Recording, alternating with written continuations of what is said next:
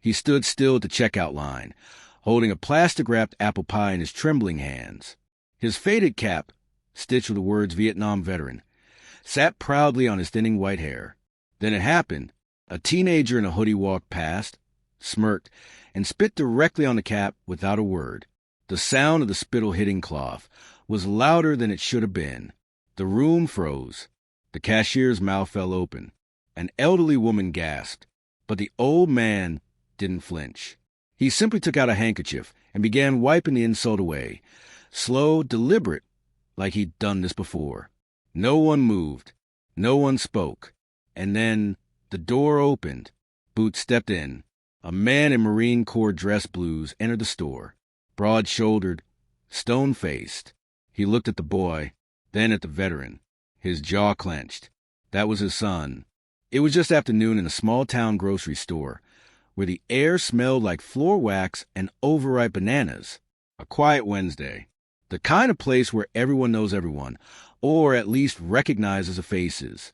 The checkout lines were short, the pace was slow, and the conversations were soft enough for you to hear the hum of the refrigerators in the back. At register 3 stood a man in his late 70s. He wore faded khaki pants that sagged a little at the knees, and a tan windbreaker zipped halfway up. His back was slightly hunched, his movements careful and deliberate. But what drew attention wasn't his age or the way he handled his single item, a box apple pie, but the hat on his head. A dark blue cap with frayed edges, the gold embroidery barely legible now. Vietnam Veteran. Some shoppers glanced his way, offering quiet nods or small smiles. One younger man in work boots touched the brim of his own cap in silent respect. But most paid no mind. Just another old-timer in a small town. Another ghost in daylight. The door swung open with a loud creak, and suddenly the silence was disturbed. A group of teenagers burst in, laughing, shoving, talking too loud. 4 boys, maybe 16, 17. One wore a backpack with one strap hanging low. Another chewed gum like it owed him money. Their sneakers squeaked across the tile as they made a beeline toward the energy drinks and candy aisle, still making noise like they were performing for someone. Then one of them, taller, sharp in the face, with messy dark hair and a permanent smirk, slowed down. He noticed the old man standing alone at the register. His eyes zeroed in on the cap. He elbowed the kid next to him, pointed, and laughed. "Yo, check this out." The others looked. One of them snickered. The tall one walked closer. The old man didn't turn. He was placing his pie on the conveyor belt with both hands, as if it might slip through his fingers. "Vietnam, huh?" the kid said loud enough for everyone to hear. "What's that, some video game?" The old man still didn't respond. He'd heard worse. In war. In life. In hospitals at 3 a.m. when no one thinks you're awake. And then it happened. Fast. Disrespect wrapped in spit. The teen leaned in, narrowed his eyes, and spat. A sharp, wet sound. Directly on the cap. Gasps. From behind the registers. From a mother holding her toddler in a shopping cart. Even the cashier stopped scanning and froze. The boy stood there, proud, like he'd won something. The old man reached up slowly, pulled off the cap. He looked at it for a second, just long enough for the room to feel heavier, and then reached into his jacket pocket. He took out a white handkerchief, neatly folded. Not a word. He began wiping the wet mark away. Gentle, like he'd done it before. Like he knew spit couldn't stain what that cap meant. No one said a thing. Not yet. The teens began to back away, suddenly aware that they'd gone too far. Their laughter faded into an awkward silence. Even they knew. And just then, the automatic door groaned open again. Footsteps. Heavy, steady. Polished black boots hit the tile floor with a purpose. A tall man entered. Broad shoulders. Clean shave. Dressed in full Marine Corps dress blues. Ribbons lined across his chest like medals of memory. His face was calm, but his eyes were hard. He stopped just inside the door and scanned the room. His eyes landed on the old man, then shifted to the boy, who had gone pale. The Marine walked forward, not rushed, measured, like every step meant something. The boy whispered, "Dad?" The man didn't answer. He stopped in front of the veteran and stood at attention. Then, without a word, he saluted, a crisp, perfect salute, held just long enough for silence to become reverence. Then he turned. "What did you do?" he asked the boy, his voice low but sharp as a blade. The teen stammered. "It was just a joke. I didn't think."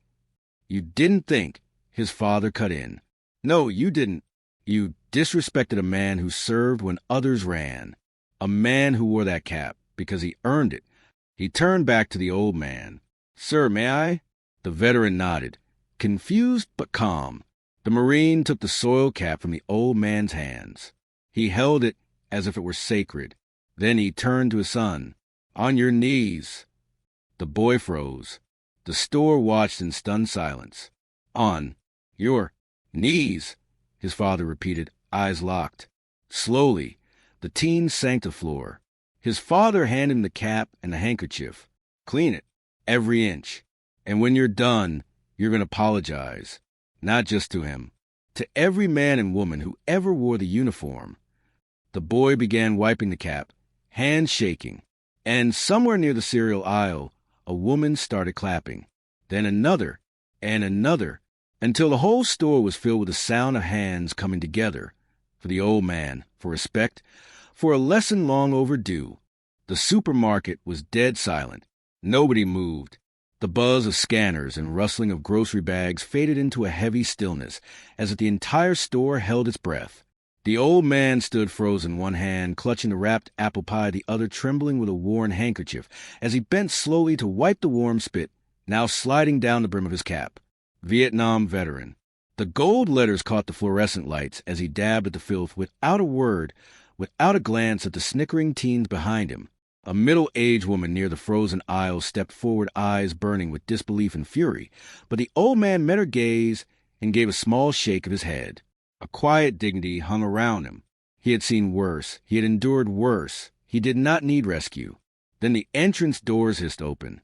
A man stepped in, tall, broad, shouldered the green of his Marine dress uniform striking under the harsh store lighting. His chest bore ribbons and a silver oak leaf, a lieutenant colonel. His boots clicked sharply on the linoleum floor as his eyes scanned the scene. They landed first on the teens. His son, laughing proudly. The Marine's face darkened, but he said nothing. Instead, he walked with measured steps toward the elderly veteran.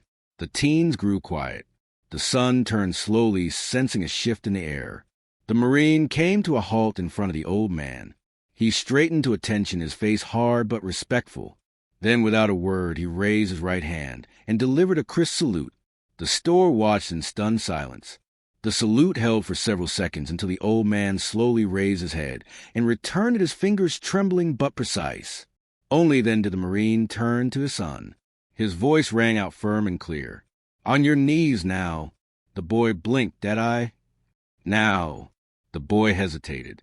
Then, seeing the look in his father's eyes, he dropped to his knees in the middle of the store floor. "You spit on a man who wore that cap while his friends died in the jungle, so you could have a right to walk free in this country." The Marine's voice didn't rise, didn't falter. It cut through the air like a blade. "You will clean that cap with your hands, and you will not rise until you mean your apology." The boy's face turned red. His friend stepped back, uncertain, embarrassed. The boy reached out, hands shaking, and began to gently wipe the remaining stain from the veteran's cap. He looked up, eyes brimming with shame. "I'm sorry, sir." The veteran looked at him and simply nodded once. But the father wasn't done. He turned to the other teens. "Anyone else think it's funny to mock a man who fought for your freedom? You find that entertaining?" No one answered. He took a slow breath, then turned back to the old man.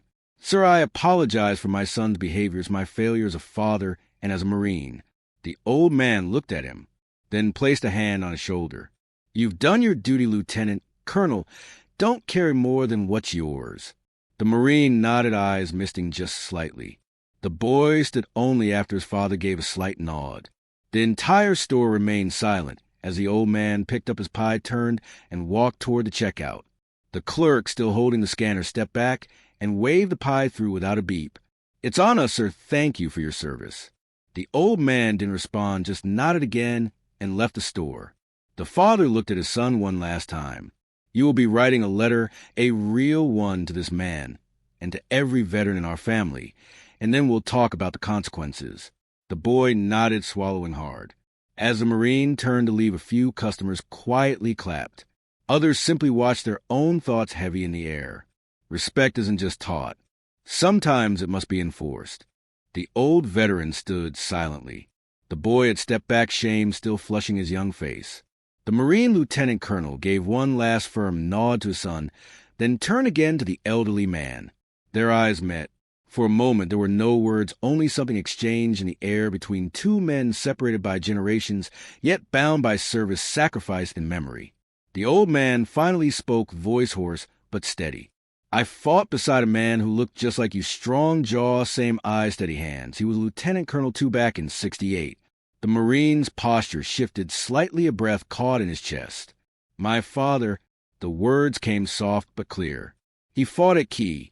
Son always told me someone dragged him out of the blast zone. He never knew, but he used to say if he ever met the man, he'd drop to his knees just to say thank you." The old veteran nodded slowly. "He never told you his name?" The Marine shook his head. "No, sir, just said, 'An angel in the mud.' That's what he called him," so the guy disappeared right after the airstrike like a ghost. The veteran's eyes misted. He reached into his coat pocket, pulled out a small laminated photo. Faded, barely visible, but there were two young men side by side in flak jackets, grinning over a sandbag wall. The Marine took the photo in trembling fingers. "That's him, that's Dad, that's you." He looked up.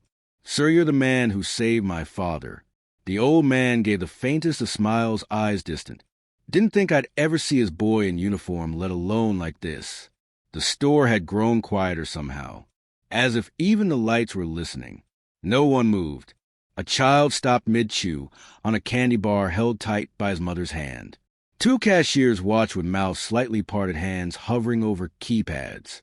The Marine's voice cracked.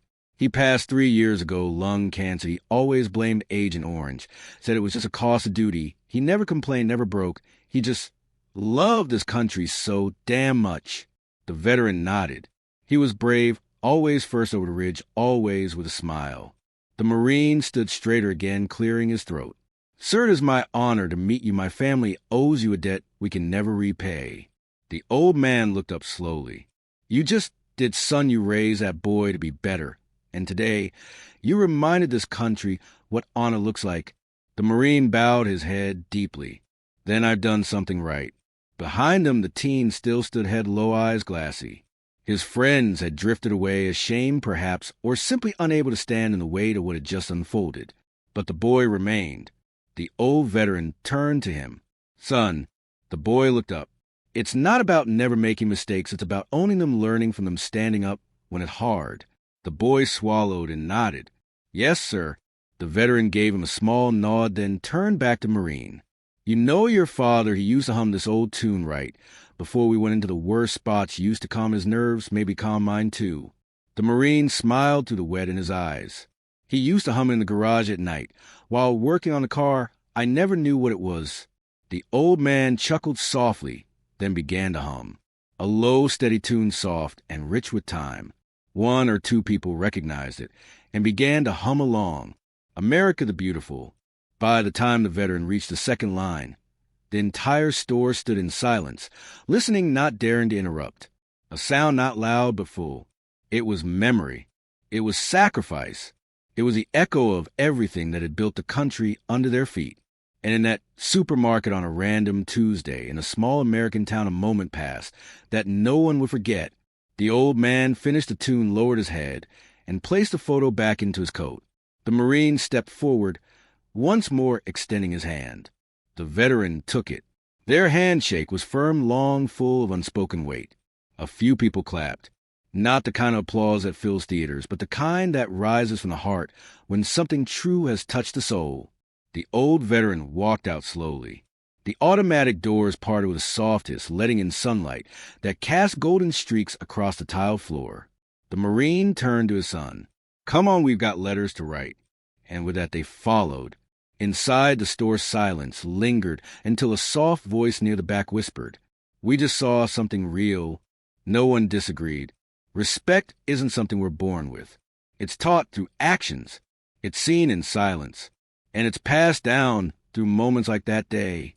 The father didn't shield his son from the consequences. He made the boy face his mistakes, surrounded by watchful eyes and an old veteran used to being forgotten. But what left us all speechless wasn't anger or punishment. It was a quiet dignity of the old man. He didn't yell. He didn't blame. He just stood there, proud like he did in his military days, letting silence teach instead of words. In that moment, the entire store fell silent, because we all understood some lessons don't come from books. Some values can't be shouted, only bowed to and felt. And that day, we all bowed our heads. If you believe gratitude must be preserved for future generations, please share this story. Subscribe to the Old Soldier Story channel so you won't miss more inspiring stories like this. Let us all bow our heads to those who served, because the freedom we enjoy today is never by chance.